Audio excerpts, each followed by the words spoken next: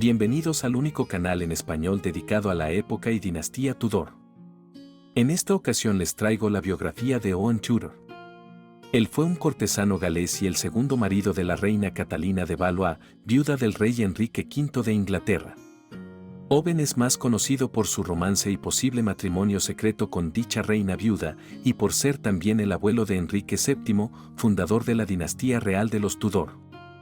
Antes de continuar, quisiera mencionar hoy a varios amigos que ven siempre mis videos desde varias partes del mundo hispanohablante. Un saludo cordial a Brenda, quien nos ve desde Chubut, Argentina. Y otro para Borja de Zavalla, quien nos ve desde el puerto de Santa María, en Cádiz, España. Gracias a ustedes y a todos los que a esta hora también se conectan para ver este estreno. Y a continuación, el contenido de este video. La historia de Gales e Inglaterra está plagada de figuras románticas, guerreros galantes y valientes, bendecidos con un sentido innato de la caballería y la moral que aseguran que su nombre perdure en los anales de la historia. La encarnación de tal personaje es, sin duda, el rey Arturo, el príncipe mítico a quien todos los reyes posteriores se esforzarían por replicar. Decenas de hombres medievales, inspirados por los muchos relatos de Arturo y sus valientes caballeros, se esforzaron igualmente por adoptar tales personajes en un intento de cumplir con sus vidas, de acuerdo con el sacramento de la caballería.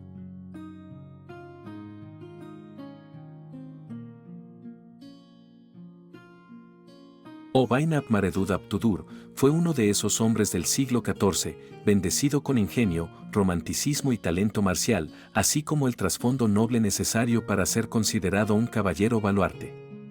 El hecho de que se sepa poco sobre la vida temprana de Owen Tudor y que, en cambio, la misma se haya mitificado en gran medida, se atribuye a la participación de su familia en el levantamiento de Owain Glyndŵr.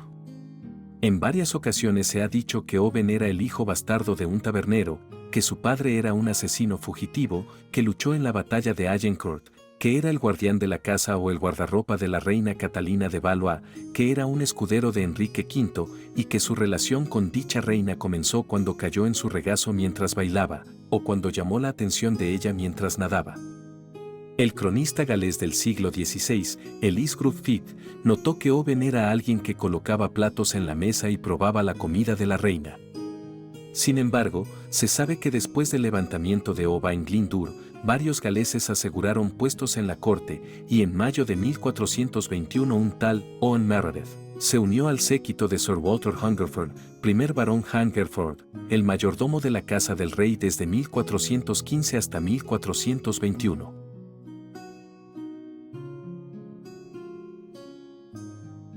Owen Tudor nació con el nombre de Owain ap Maredudd, alrededor del año de 1400, y fue el hijo del soldado galés Maredudd ap Tudur y de la esposa de este, una mujer llamada Margaret Ford Dafydd.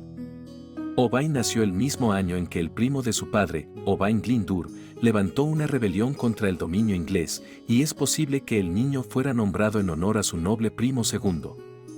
Cuando Owain tenía 6 años, la rebelión y el sueño de la independencia de Gales habían sido prácticamente derrotados, y su padre estaba muerto. Algunas historias persisten de que Maredudd en realidad huyó a las montañas de Snowdonia después de matar a un hombre y, de hecho, se llevó a su hijo con él, mientras que otras cuentas afirman que escapó a Londres para criar a su familia, después de que la fortuna y la reputación de ésta se dañaran irrevocablemente por la instintiva, pero en última instancia ruinosa alianza con Glyndŵr.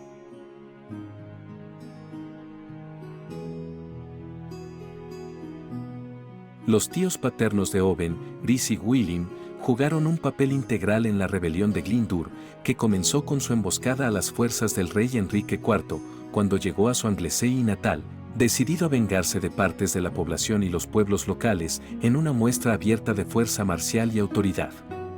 La imponente fuerza de Enrique IV se tambaleó cuando fue atacado constantemente por la campaña de guerrillas de los Tudor y se vio obligado a retirarse humillantemente a la seguridad de las fronteras.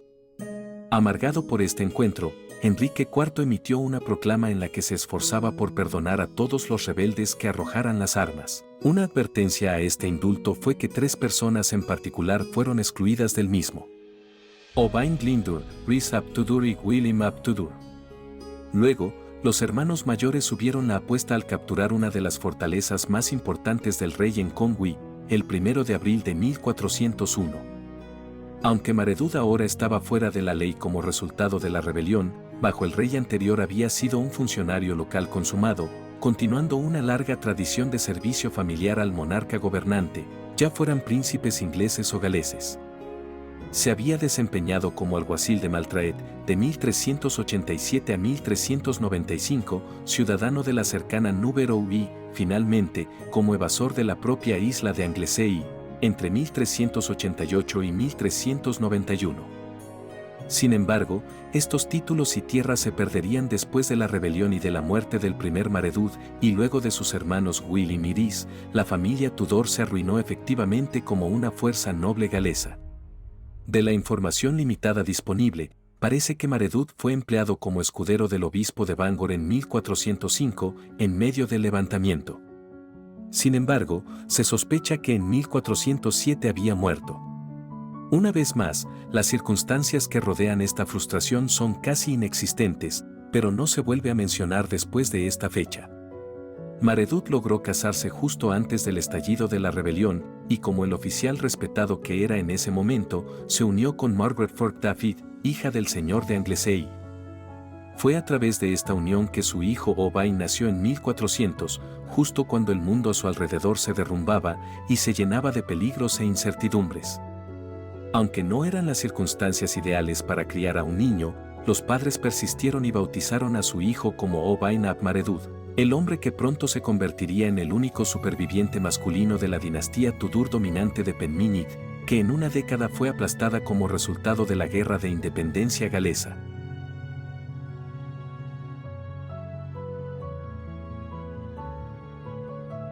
Hay una falta de información sobre las circunstancias exactas que rodearon la vida temprana de Owain, pero lo que parece claro es que a la edad de 7 años estaba en la corte inglesa de Enrique IV, para convertirse en paje del mayordomo del rey. Esto puede parecer inusual ya que su padre, tíos y primos estaban luchando contra Enrique IV en la Guerra de Independencia de Gales, pero el hecho es que era en la corte donde cualquier hombre ambicioso tenía que estar para hacer una fortuna, y con los Tudor en el irredimible camino a la ruina catastrófica, Londres era el único lugar para que Owain estuviera realmente posicionado para avanzar. Al igual que todos los galeses en este periodo nefasto, Owain se habría enfrentado a un futuro en Gales bajo las estrictas, duras y opresivas leyes impuestas por el amargado rey Enrique IV.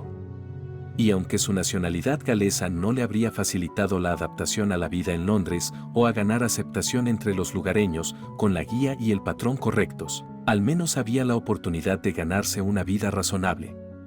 Cuando Owain era un adolescente, habría sido aceptado como parte del ejército del rey como un muchacho capaz, y es posible que haya visto acción en o al menos alrededor de la infame batalla de Agincourt, en 1415.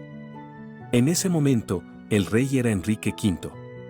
Y este gobernante valiente y guerrero tomó parte personal en la conducción de su ejército a una victoria inmortal sobre las fuerzas francesas.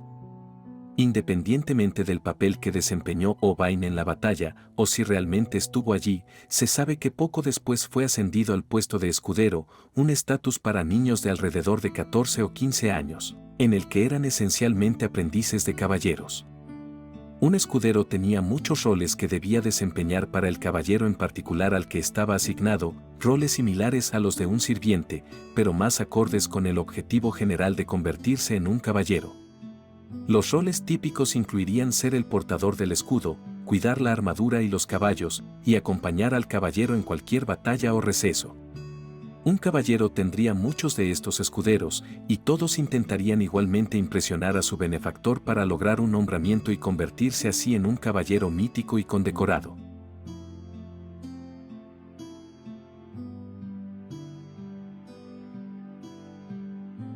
Poco más se sabe de su vida en este periodo, sin embargo, parece que estuvo presente en Francia nuevamente alrededor de mayo de 1421, al servicio del destacado Sir Walter Hungerford, un noble inglés que desempeñaba un papel clave como mayordomo del rey en las guerras con los franceses.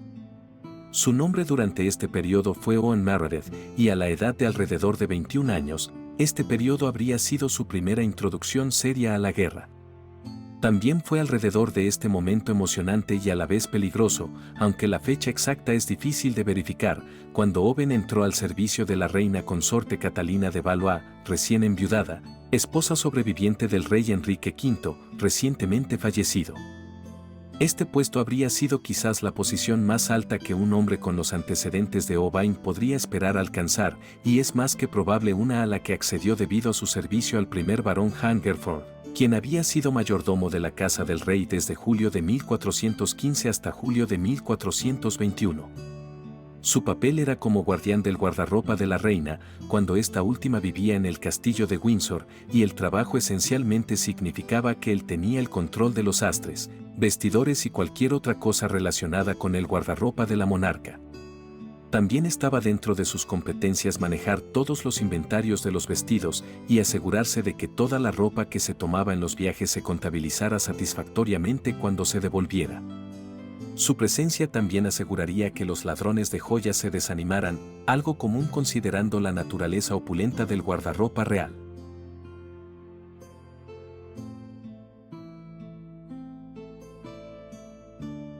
No existe evidencia que respalde cómo se conocieron exactamente Owain ap Maredudd y Catalina de Valois, aunque como miembro de su hogar, existe la posibilidad de que hayan tenido alguna interacción, ya que Owain era guardián de su guardarropa. Existen muchos relatos apócrifos que sugieren las diversas formas en que se conocieron y se enamoraron, aunque los historiadores serios generalmente los desacreditan como mera fantasía de un periodo posterior más romántico. Uno de esos relatos dice que Owain estaba bañándose en el río bajo el sol de verano y Catalina, al ver al apuesto y alto Owain desnudo, intercambió ropa con su doncella para presentarse a él sin traicionar su alta posición. Aparentemente, Owain se volvió demasiado fuerte después de enamorarse de ella y accidentalmente cortó la mejilla de la supuesta sirvienta, poniendo así fin al momento impulsado por la lujuria.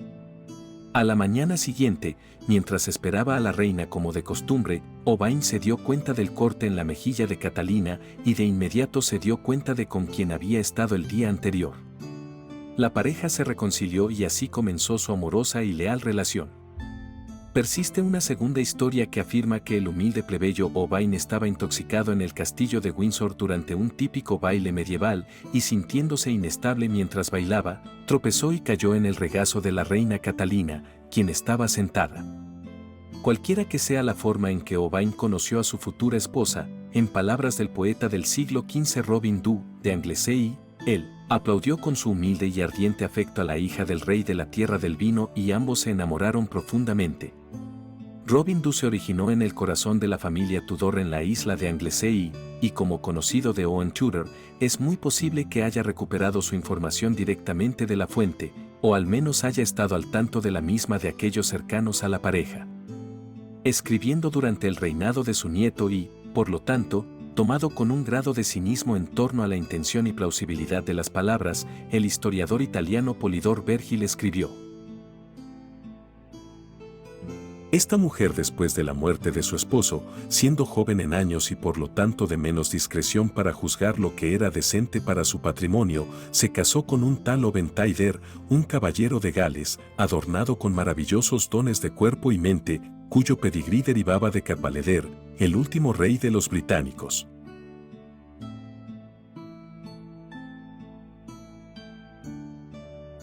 Consecuencia de las restricciones parlamentarias sobre Catalina, la fecha de su matrimonio real no está clara, pero generalmente se acepta que fue alrededor de 1429 o 1430. Vivir lejos de la corte ciertamente puede haber ayudado a mantener su relación en secreto, junto con un personal leal que había prometido su devoción a la pareja por encima de la estricta ley del país. Y aunque una existencia tan secreta bajo la amenaza de una exposición constante debe haber estresado a la joven y atrevida pareja, su matrimonio clandestino prosperó sin interferencias. El matrimonio en sí se mantuvo en secreto debido a la necesidad, ya que después de todo, la reina no solo había roto el acto al proceder sin el consentimiento del rey, sino que ciertamente se había casado por debajo de su posición real y privilegiada.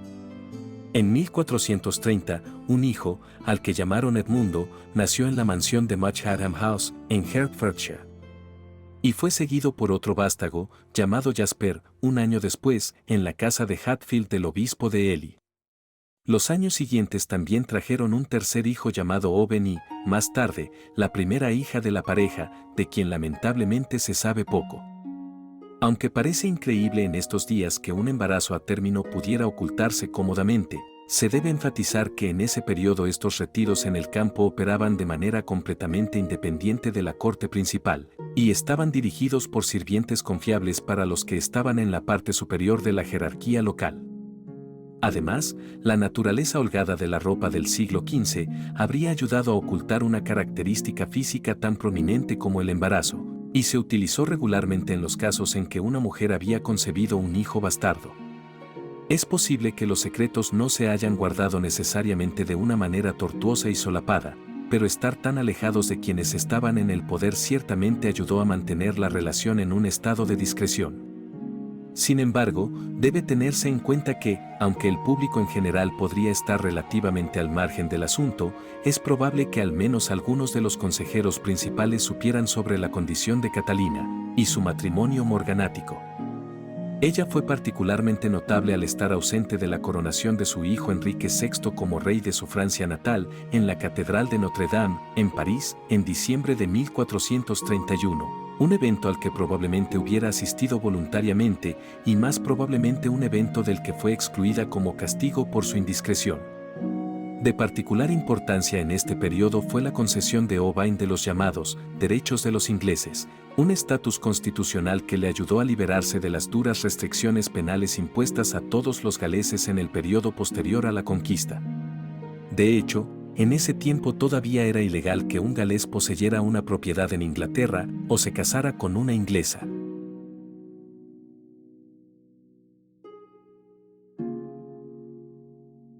Aunque esta ciudadanía fue ciertamente más de lo que recibió la mayoría de sus compatriotas galeses, aparte de los súbditos de alto rango que habían demostrado su valía para la corona durante el servicio militar activo contra los franceses, todavía no se le concedieron todos los derechos.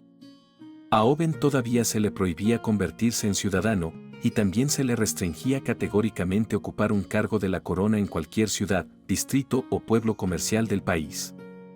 Aunque se le dio permiso para adquirir tierras, portar armas, casarse con una mujer inglesa y llevar una casa conyugal, el hecho de que todavía tuviera algunas restricciones sobre él, puede indicar un nivel de sospecha dirigido en su contra por parte de las autoridades. Los galeses, y por lo tanto Owen, claramente no eran personas en las que se pudiera confiar. Posiblemente también fue en esta época cuando Owain ap Maredudd se convirtió en Owen Tudor, o al menos comenzó a llamarse extraoficialmente así.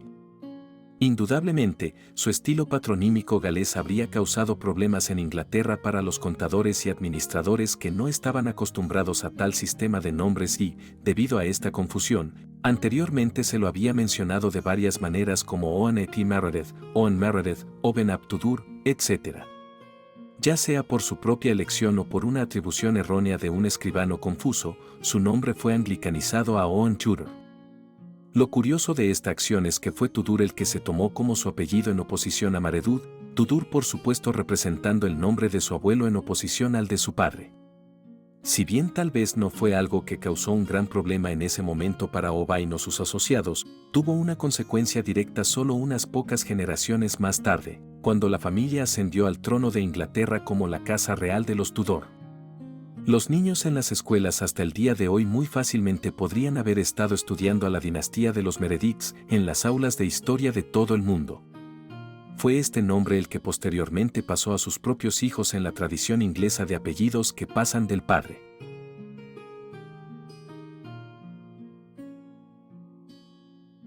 Si bien Edmundo y Jasper parecen haber sido criados inicialmente por sus padres, parece que el tercer hermano pudo haber sido criado por monjes, ya que, a diferencia de sus hermanos, pasó su vida sirviendo a Dios en la abadía de Westminster y nunca se ha registrado que viva con sus hermanos mayores. Fue este tercer hijo de la prole a quien su sobrino, el rey Enrique VII, le mostró su favor más adelante en su vida cuando, en un caso particular en 1498, el hijo de su hermano le regaló la suma razonablemente alta de 2 libras esterlinas de la bolsa privada. Registro grabado para la posteridad con el nombre de Owen Tudor. Cuando el monje Owen falleció, no mucho después de que se mostrara este favor, también se pagaron donaciones a la abadía de Westminster para orar por su alma, así como el repique de campanas para indicar el final de este devoto tío del rey. Si bien Owen el monje puede no haber sido una figura tan grande para la conciencia religiosa de Enrique Tudor en la forma en que resultaría ser el preciado medio tío del rey, Enrique VI, fue tratado con respeto por su ilustre sobrino, tanto en vida como en la muerte.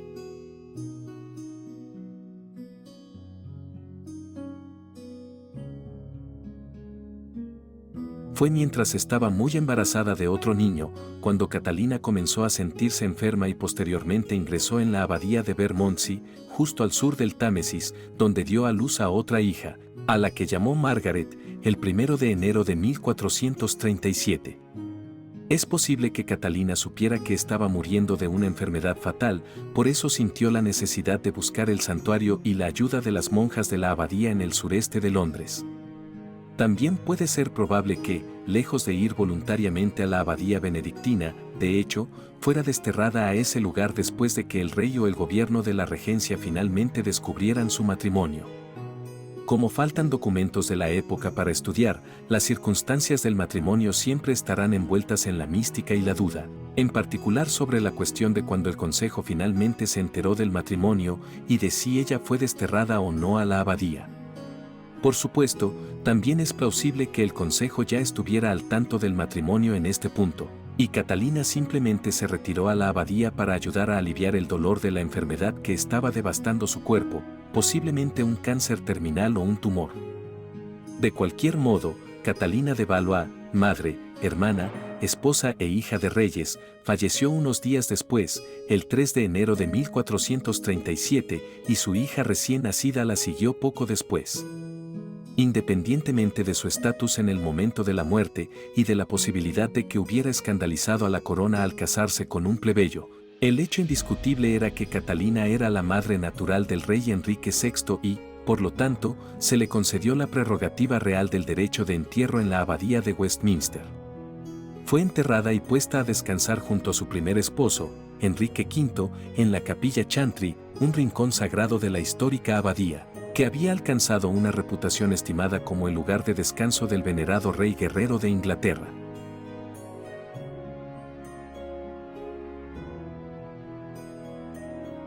Mientras Catalina estaba viva, Owen estaba a salvo del consejo de regencia y de cualquier enemigo que pudiera haber acumulado.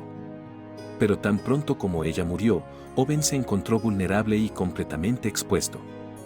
Su condición de plebeyo sin propiedades considerables o valor financiero también resultó ser una gran desventaja para su causa, un irritante menor fácilmente aplastado por aquellos de mayor estatus. Claramente consciente del destino que le esperaba, si respondía a una citación urgente en la corte para responder a los cargos relacionados con el incumplimiento del acto relativo a su matrimonio sin el necesario y legal consentimiento real, el astuto Owen hizo caso omiso de la promesa de salvoconducto y el aventurero galés buscó en su lugar santuario con algunos monjes en Westminster. Tal vez determinando que nada bueno podría salir de una vida escondida como su primo homónimo Owain Glyndŵr y enfrentando valientemente a sus nobles adversarios, Owen logró absolverse de todos los cargos falsos que enfrentaba y posteriormente fue puesto en libertad de acuerdo con la ley. Tal vez ansioso por escapar de cualquier hostilidad persistente y posiblemente reparar un corazón roto, Owen comenzó a regresar a su Gales natal, sin embargo, fue rastreado en el camino, arrestado por sus perseguidores, y se encontró acusado oficialmente una vez más por un consejo ansioso por castigarlo por hechos que claramente consideraban punibles.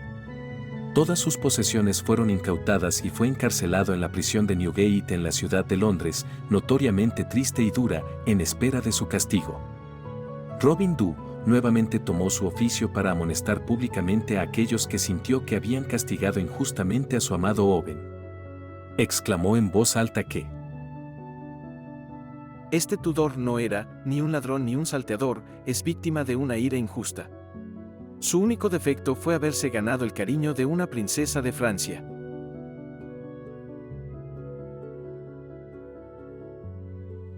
Después de escapar brevemente de la custodia junto con su capellán y sirviente a principios de 1438, el grupo fue devuelto a prisión en marzo para continuar su sentencia antes de ser transportado al castillo de Windsor.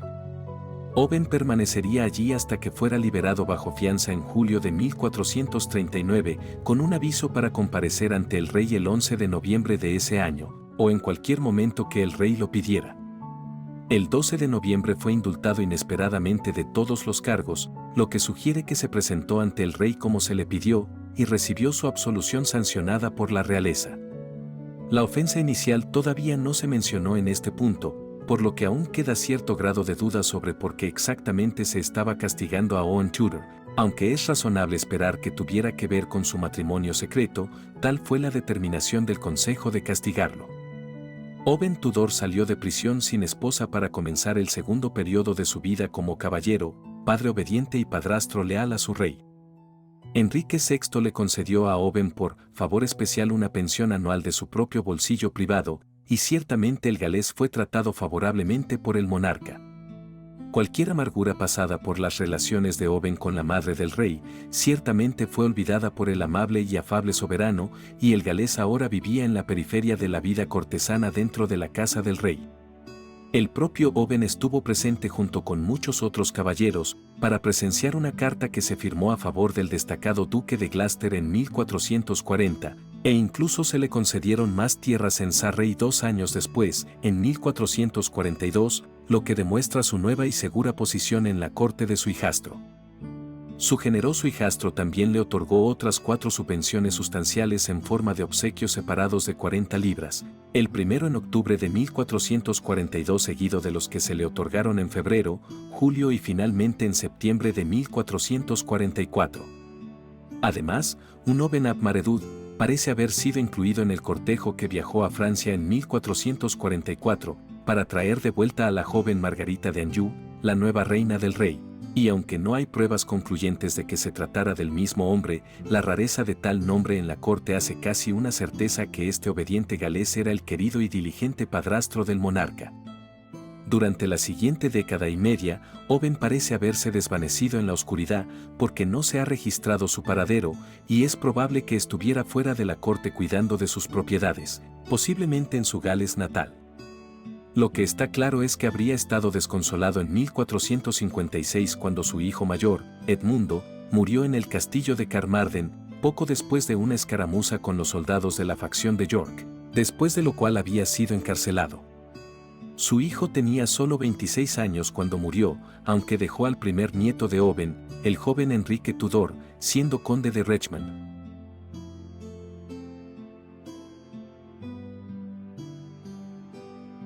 Volviendo a notar el estallido de la Guerra de las Rosas, Owen estuvo presente en una reunión del Consejo de Lancaster en 1459 donde él, junto con su hijo Jasper, estuvo al lado del rey y juró lealtad eterna a su señor soberano y su hijastro, el rey Enrique VI. Ambos recibieron nuevas propiedades, Jasper recibiendo uno de los castillos ducales y Owen varias propiedades señoriales en los condados de origen. El propio Owen también había sido nombrado caballero, y en un momento fue teniente adjunto y guardián de los bosques. También se le había concedido una anualidad adicional de la cifra sustancial de 100 libras esterlinas de las arcas reales, por su servicio. Un galés que tenía un carisma renombrado, aparentemente tampoco había perdido su contacto con el sexo opuesto porque engendró un hijo ilegítimo en esta época. Un hijo que fue nombrado David Owen, o posiblemente David ap Owen en el estilo patronímico galés. Este medio tío del rey Enrique VII recibió el favor real en 1485 y alcanzó el rango de caballero principalmente debido a su parentesco con el nuevo rey. Aunque inicialmente no se mencionó que estuviera presente en las diversas batallas entre las tropas de York y Lancaster durante 1460 y 1461, Owen desempeñó un papel integral en una batalla que tuvo lugar en las fronteras galesas el 2 de febrero de 1461.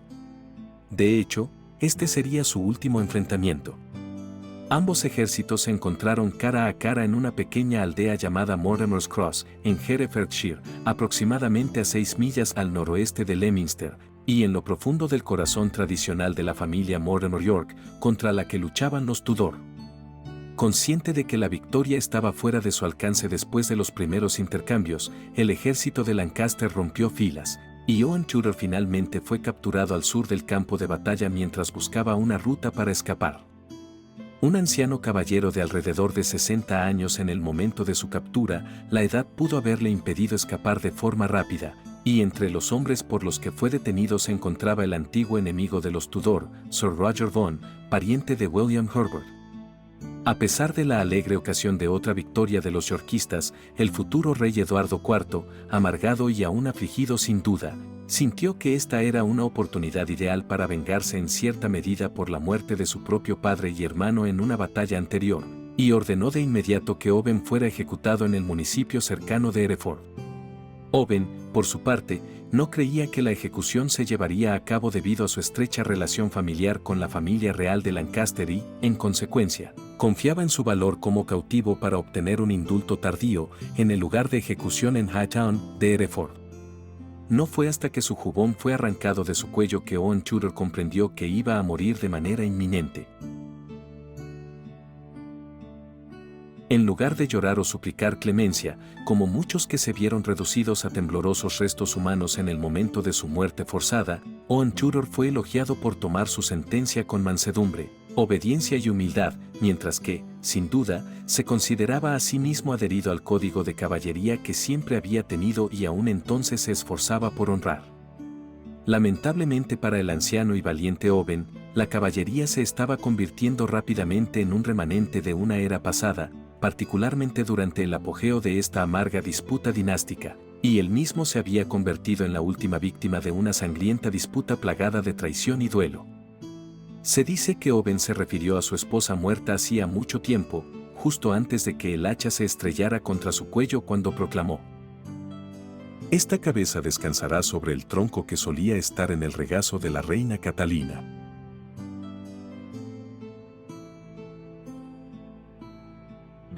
Y cuenta la leyenda que después de que se completó la ejecución, una mujer loca del lugar recuperó la cabeza y pasó un largo tiempo cepillándole tranquilamente su cabello y lavando la sangre de la cara cubierta de carmesí, mientras estaba rodeada todo el tiempo por velas parpadeantes en una escena casi ritual. El gran aventurero y el espadachín que había fortalecido y resucitado a su antigua familia galesa ya no existía.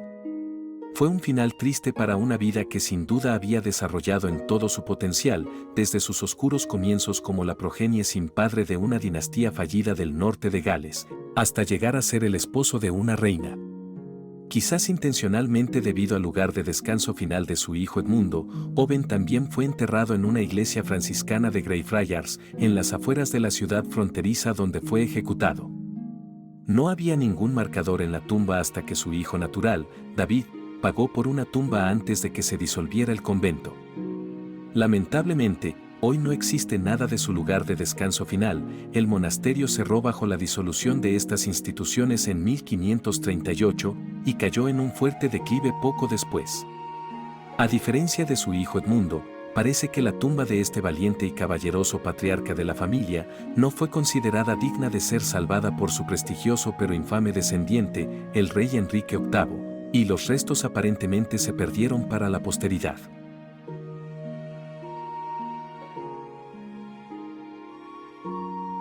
Owen Tudor vivió su vida como un soldado de fortuna, un hombre nacido en una familia que lo había perdido todo y no tenía perspectivas.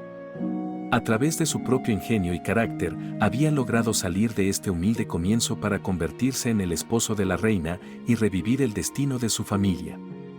Las aventuras de Owen Tudor, desde las colinas de Snowdonia hasta los palacios reales de Londres, se recuerdan a menudo por propiciar el inicio de la Casa de los Tudor, que se convertiría en una casa real con la ascensión de su nieto Enrique Tudor al trono de Inglaterra en 1485. En virtud de un siglo, esta familia había ascendido de ser forajidos menores en las partes más oscuras de Gales al trono del Reino de Inglaterra, un ascenso increíble y sin duda incomparable del que Owen Tudor fue en gran parte responsable. Como soldado, este personaje era duro, valiente y creía en el comportamiento caballeresco. Como hombre era guapo, romántico y cortés. Owen Tudor era un orgulloso galés, descendiente de los más prestigiosos de los grandes líderes de su pequeña nación, incluidos Hywel Dda y Rhodri Mawr, y personificó el increíble ascenso de la pobreza a la riqueza que siempre ha hecho que la lectura sobre su vida sea popular a lo largo de las generaciones. Y en efecto, el nombre de Owen Tudor, hijo de forajidos y antepasado de reyes, se está volviendo hoy cada vez más omnipresente.